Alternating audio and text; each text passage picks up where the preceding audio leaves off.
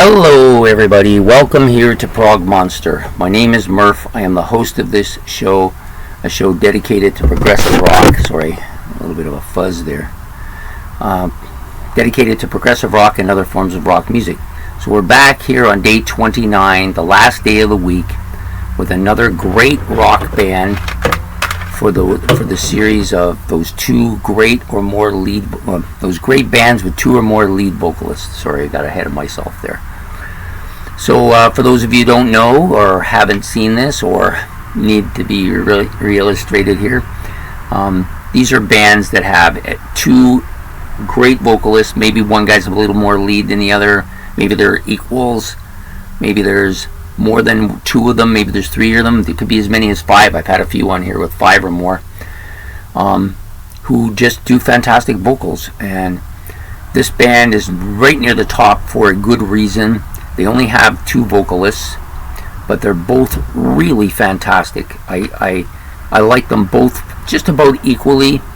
They kind of are similar in that one of them is deep, like Supertramp combo. You got one guy that's kind of high pitched, the other guy is kind of mainstream sounding, but they both very different sounding than those two guys, but the same type of situation here.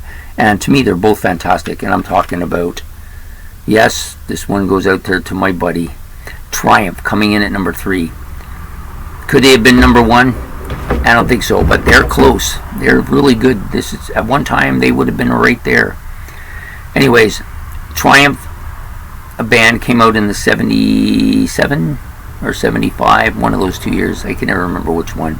Anyways, great vocals by the two lead singers in this band. I mentioned that one's a really great drummer and the other one's a fantastic guitar player. Goes without saying. And their bass player is good too. He doesn't sing or anything, but he's still great.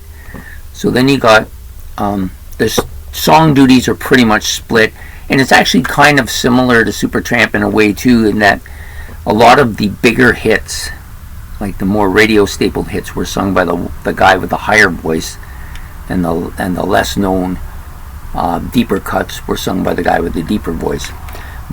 And the same situation for me too, as I love the deeper guy's voice so good. He's so good too.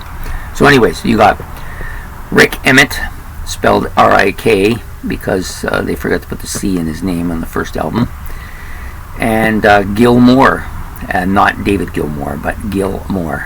So Gilmour is the drummer, lead vocalist of the band, and does percussion as well, whereas Rick Emmett is the extraordinary guitar player and fantastic lead vocalist and a consummate rock professional, looking the part, the blonde hair and the no tops on, and fantastic guitar playing, and the great voice and singing all those love ballads. He's the consummate rock guitar player and rock star.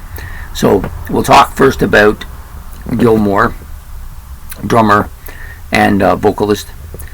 He does a lot of the more bluesy style songs on the album, but he just does them so friggin' well. Like, they're just so good. Like Young Enough to Cry and Suitcase Blues is Rick Emmett, sorry. So Gilmour, he does all of those. Like Moving On was one of my favorite tracks off of this, off of the Just a Game album. It's just such a catchy track, and his voice is so good, and he just knows when to put the emotion in there, when to really nail it.